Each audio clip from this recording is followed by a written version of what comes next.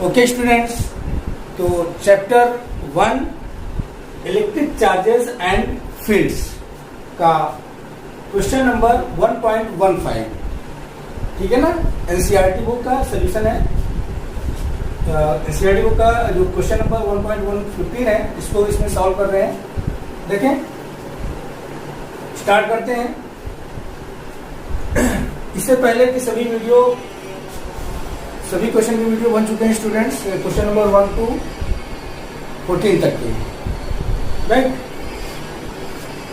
Consider a uniform electric field E equal to 3 into 10⁻³ I newton पर coulomb.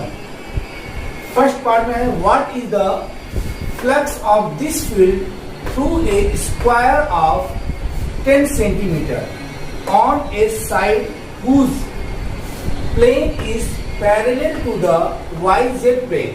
okay? Second part में बताना है what is the flux through the same square if the normal to its plane makes 60 degree angle with the X axis. Okay, question दो part में है। Electric field given है x axis के direction में है 3 into 10⁻³ I न्यूटन पर coulomb. I means x axis की direction. Okay, तो फर्स्ट पार्ट में फाइंड आउट करना है कि जो स्क्वायर है YZ प्लेन के पैरेलल रखा हुआ है तो उसके थ्रू जो है कितना जो है फ्लक्स पास होगा, राइट, फर्स्ट पार्ट में। सेकेंड पार्ट में स्क्वायर को 60 डिग्री एंगल पे टिल्ट कर दिया जाता है, ठीक है ना। तो उस केस में फ्लक्स कितना पास होगा ये हमें कैलकुलेट करना है। चलिए आइए स्टार्ट करते हैं। देखिए, सबसे पहले हम क्या करते हैं, थ्री डायमेंशनल डायरेक्शन शो कर लेते हैं। बात समझ में आया? इस तरह से X axis, Z axis, Y axis. Okay students, ये है। अब देखिए, जो स्क्वायर है ये देखिए रेड कलर का जो दिख रहा है, मान लो कि ये स्क्वायर है, ठीक है ना। तो इसको ये आपका YZ प्लेन है, ये आपका एक्स एक्सिस है, राइट। तो YZ प्लेन के पैरेलल रखा हुआ है ये इस तरह से, राइट, इस तरह से रखा हुआ है। ये आपका YZ प्लेन होगा, ये ठीक है। ये आपका क्या है, YZ प्लेन है। और अलोंग दिस ये मार्कर जो दिख रहा है एक्स एक्सिस है। तो जो फील्ड की डायरेक्शन है अराउंड दिस एक्स एक्सिस है। ओके, तो इस स्क्वायर से समझ में आया कितना फ्लक्स पास होगा ये हमें कैलकुलेट करना है। समझ में आया? ये आपका मैं यहाँ पे सेट कर दे रहा हूं, दिस इज द YZ, ठीक है। तो अब देखें स्टूडेंट्स, अगर हम YZ प्लेन के पैरेलल स्क्वायर रखेंगे तो ये जो स्क्वायर का प्लेन है इसका area vector along x axis होगा। बात समझ में आया? देखिए एरिया वेक्टर क्या होता है, जैसे ये प्लेन आपको दिख रहा है ना, ठीक है। इसका area vector just perpendicular to the plane होगा। अगर हम जस्ट इस तरह से रखे हैं सामने और इसके परपेंडिकुलर फ्लक्स पास हो रहा है, ठीक है ना। और किसी भी सरफेस का जो एरिया वेक्टर होता है उस प्लेन के परपेंडिकुलर होता है। बात समझ में आई? किसी भी प्लेन का एरिया वेक्टर उस प्लेन के क्या होता है, परपेंडिकुलर होता है। इस रेड कलर का जो स्क्वायर आपको दिख रहा है, ये स्क्वायर कंसीडर कर लीजिए, ये स्क्वायर है, तो इसका एरिया वेक्टर क्या होगा, परपेंडिकुलर टू द प्लेन होगा। अगर हम इसको YZ प्लेन के पैरेलल रखेंगे तो एक्स एक्सिस क्या होगा, एक्स एक्सिस इसके परपेंडिकुलर होगा, right. That means area vector और एक्स एक्सिस एक दूसरे के अलोंग हो जाएंगे। ओके, अलोंग मतलब दोनों के एरिया वेक्टर और एक्स एक्सिस जिसके डायरेक्शन में इलेक्ट्रिक फील्ड है दोनों के बीच का एंगल क्या होगा, 0 डिग्री हो जाएगा। ओके, चलिए, तो इसी डायरेक्शन में आपका इलेक्ट्रिक फील्ड E गिवन है। E कितना है, E इक्वल टू गिवन है आपका 3 into 10⁻³ I न्यूटन पर कूलम। ओके, तो फ्लक्स आपको फाइंड आउट करना है। यहाँ पे मैं फिगर भी इस तरह से शो कर देता हूँ, ठीक है ना। ये आपका प्लेन है और इसका जो एरिया वेक्टर है ये just perpendicular to the X axis, along the X axis, ठीक है, एरिया प्लेन परपेंडिकुलर है। ओके स्टूडेंट्स, तो फाई का फार्मूला क्या होता है, यहाँ flux passing through the square, phi equal to क्या होगा, ई ए कॉस थीटा होता है, और थीटा की वैल्यू क्या होगी, 0 डिग्री होगी। क्यों? क्योंकि जो एरिया वेक्टर है और एक्स एक्सिस है दोनों एक ही डायरेक्शन में है। ओके, तो वैल्यू से ये पुट कर देते हैं। ई की वैल्यू क्या है, 3 × 10⁻³ आई की वैल्यू नहीं पुट करेंगे, आई जस्ट डायरेक्शन को रिप्रेजेंट कर रहा है, 3 × 10⁻³ एरिया क्या है, स्क्वायर है, और स्क्वायर का साइज दे रखा है, कितना दे रखा है, 10 सेंटीमीटर दे रखा है, राइट। 10 सेंटीमीटर यहाँ पे देखें, 10 सेंटीमीटर दे रखा है, तो 10 सेंटीमीटर को मीटर में कन्वर्ट कर लें, क्या हो जाएगा, 0.1, that means 10 centimetre equal to क्या हो जाएगा, 0.1 मीटर। इसको राइट कर सकते हैं 10⁻⁻1 मीटर। यहाँ पुट कर देंगे ए के स्थान पे 10⁻⁻1 का होल स्क्वायर, ठीक है ना। स्क्वायर का एरिया क्या होता है, साइड इंटू साइड होता है ना, 10⁻⁻1 का होल स्क्वायर हो जाएगा, इंटू कॉस थीटा की वैल्यू क्या है, 0 डिग्री है। दिस इक्वल टू 3 × 10⁻³ मल्टीप्लाई 10⁻⁻2 और cos 0 की वैल्यू क्या होती है, 1 हो जाती है। 3 × 10⁻³ 10⁻⁻2 पावर क्या हो जाएगा, ऐड हो जाता है, 3 - 2 हो जाएगा, 3 - 2 10 आ जाएगा, 3 × 10 दैट मीन्स 30 आ जाएगा। तो ये आपका फ्लक्स आ गया, 30 क्या हो जाएगा, न्यूटन मीटर स्क्वायर पर कूलम। ओके स्टूडेंट्स, ये आपका आंसर आएगा। बात समझ में आया, कोई कंफ्यूजन नहीं होना चाहिए, ठीक है ना। इस तरह से है, ये आपका वाई जेड प्लेन है, समझ में आया, इस तरह से रखा हुआ है वाई जेड, ये स्क्वायर है रखा हुआ है, फिर ऐसे जा रहा है, एरिया वेक्टर भी इसी के राउंड हुआ, तो दोनों एक ही डायरेक्शन में, दोनों के बीच का एंगल 0 डिग्री हुआ, राइट। तो टोटल फ्लक्स लाइन इससे पास होगा, ठीक है। तो फ्लक्स फाई का फार्मूला क्या होता है, phi equal to E A cos theta होता है, थीटा 0 डिग्री आ गया। एक क्या होगा, स्क्वायर का एरिया होगा, साइड इंटू साइड ना, साइड दे रखा 10 सेंटीमीटर, मीटर में कन्वर्ट कर लिया 10⁻⁻1 मीटर, तो 10⁻⁻1 का होल स्क्वायर 10⁻⁻2 ई की वैल्यू पुट कर दो, cos 0 की वैल्यू 1, सिंप्लीफाई किया 30 न्यूटन मीटर स्क्वायर पर कूलम स्क्वायर आ जाएगा, सॉरी पर कूलम आ जाएगा। ओके, इतनी बात समझ में आ गई। अब इसका सेकेंड पार्ट,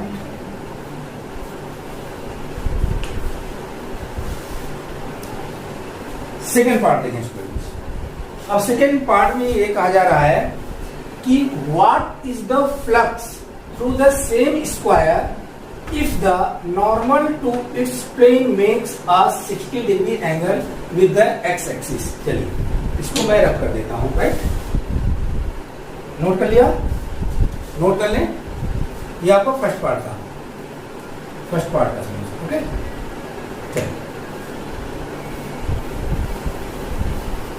देखिए तो यहां पे फ्लक्स फाई का फार्मूला ये है, phi equal to E A cos theta. अब इसमें ये कहा जा रहा है कि जो स्क्वायर है उसको 60 डिग्री टिल्ट कर दिया गया एक्स एक्सिस से। जब 60 डिग्री टिल्ट किया जाएगा तो जो ये आपका एरिया वेक्टर होगा, ये भी क्या होगा, एरिया वेक्टर क्या होगा, ये भी आपका 60 डिग्री एक्स एक्सिस से टिल्ट हो जाएगा। दैट मीन्स एरिया वेक्टर अब जो है 60 डिग्री एंगल बनाएगा। अब ये एक्सिस जो है वाई जेड के पैरेलल ना होकर के थोड़ा सा टिल्ट हो जाएगा, ठीक है ना। मतलब एक्स एक्सिस के अराउंड अभी तक एरिया वेक्टर था, वो क्या करेगा, ऐसे टिल्टेड हो जाएगा। बात समझ में आया? ये पहले ये था पहले, अब इसको टिल्ट कर दिया 60 डिग्री। एरिया वेक्टर भी एक्स एक्सिस से 60 डिग्री का एंगल बनाएगा। दैट मीन्स एरिया वेक्टर और इलेक्ट्रिक फील्ड के बीच का एंगल कितना होगा, 60 डिग्री आ जाएगा। तो अब वैल्यू पुट करते हैं, ई की वैल्यू क्या है, 3 × 10⁻³ ए एरिया 10⁻⁻1 का whole square multiply cos 60 3 into 10 raised power 3 multiply 10 raised power -2 cos 60 की वैल्यू क्या होती है 1/2। ओके, तो इसको सिंप्लीफाई किया आपका आ जाएगा 30 मल्टीप्लाई 1/2 डिवाइड कर देंगे 15 न्यूटन मीटर स्क्वायर पर कूलम। ये आपको फ्लक्स पाई आ गया सेकेंड केस में। बात समझ में आया स्टूडेंट्स? क्लियर है, कोई डाउट नहीं होना चाहिए, राइट। देखें, ये आपका रेड कलर का प्लेन दिख रहा है। पहला वाला केस तो ये था, फील्ड लाइन सीधे ऐसे जा रहे हैं इसके परपेंडिकुलर, और इसका एरिया वेक्टर भी परपेंडिकुलर है, तो दोनों के बीच का एंगल 0 डिग्री हो गया ना। लेकिन सेकंड केस में इसको टिल्ट कर दिया गया, तो जब टिल्ट किया जाएगा तो अब एरिया वेक्टर आपका ये हो जाएगा और फील्ड लाइन सीधे जा रही है, तो दोनों के बीच का एंगल फॉर्म होगा ना। ठीक है, दोनों के बीच का एंगल फॉर्म होगा, इस तरह से होगा ना, एंगल फॉर्म होगा 60 डिग्री। तो फार्मूले में वैल्यू पुट करेंगे, सिंप्लीफाई करेंगे, ये आपका आ जाएगा। नोट डाउन कर लें स्टूडेंट्स, नेक्स्ट क्वेश्चन सॉल्व करते हैं।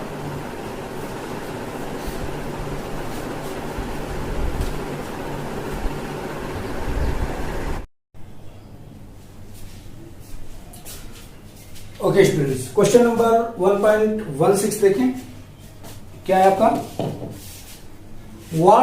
what is the net flux of the uniform electric field of exercise 1.15 through a cube of side 20 cm oriented so that its faces are parallel to the coordinate planes। Question समझ में आया?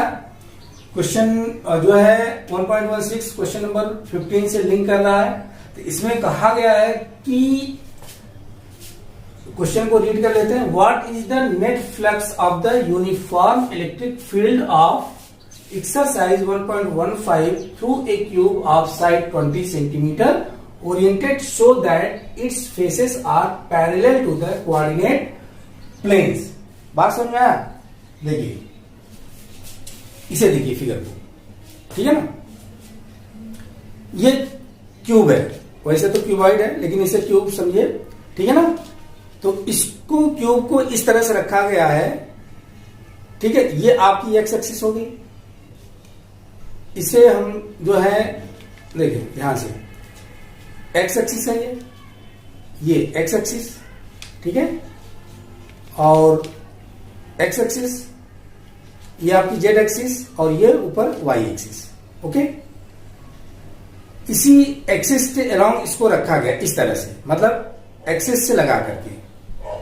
ये Y axis ऊपर दिख रही है, x axis along this और Z axis along this. Okay, अब क्वेश्चन 1.15 में क्या, जो इलेक्ट्रिक फील्ड गिवन है क्या है, 3 इंटू 10⁻³ आई न्यूटन पर कूलम है। दैट मीन्स क्या है कि इलेक्ट्रिक फील्ड जो है अलोंग एक्स एक्सिस जा रहा है। तो इस केस में देखिए इलेक्ट्रिक फील्ड ऐसे इंटर करेगा इस सरफेस पे, ठीक है, इंटर करेगा और उसके बाद इस सरफेस से बाहर चला जाएगा। तो अगर ये कहें कि इस क्यूब के थ्रू कितने इलेक्ट्रिक फ्लक्स पास होगी, कितना इलेक्ट्रिक फ्लक्स पास होगा, ये पूछा जा रहा है क्वेश्चन में कि what is the net flux of the uniform electric field of exercise 1.15 through a cube of side 20 centimetre oriented. मतलब ये जो 20 सेंटीमीटर का क्यूब है, इसके सभी साइड की लेंथ कितनी है, 20 सेंटीमीटर है, ठीक है ना। तो इसके थ्रू टोटल फ्लक्स कितना पास होगा, तो आंसर क्या होगा, 0। क्यों 0 होगा? क्योंकि जितना फ्लक्स इंटर करेगा, जितना फ्लक्स एक साइड से इंटर करेगा उतना फ्लक्स दूसरी साइड से निकल जाएगा। अगर हम एंट्रिंग फ्लक्स को पॉजिटिव लेंगे तो आउटिंग फ्लक्स को क्या लेंगे, नेगेटिव लेंगे, तो रिजल्टेंट फ्लक्स हमारा क्या होगा, 0 हो जाएगा। ठीक है ना, बात समझ में आ गया स्टूडेंट्स? तो आंसर क्या होगा, नो या 0। ठीक है, solution net flux will be 0। Net flux passing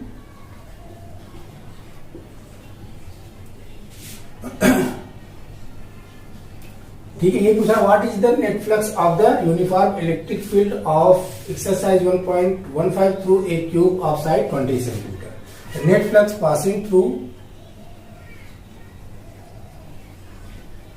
cube is 0.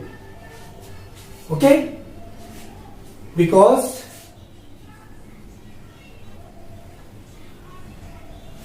number of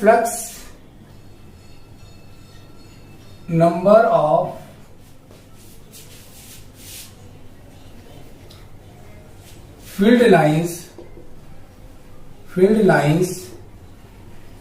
entering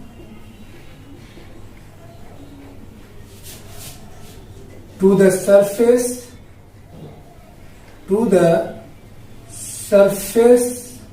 of cube is equal to the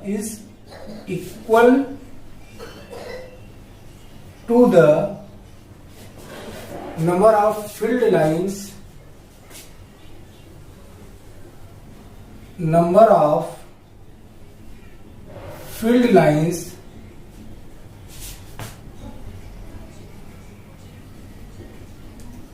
leaving the surface.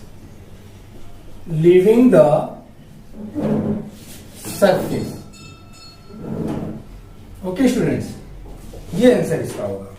मतलब जितनी फील्ड लाइंस इंटर करेंगी उतनी ही फील्ड लाइंस बाहर चली जाएंगी, तो इस क्यूब के थ्रू जो टोटल रिजल्टेंट फ्लक्स होगा वो क्या होगा, 0 होगा। ओके स्टूडेंट्स, तो नोट डाउन कर लें।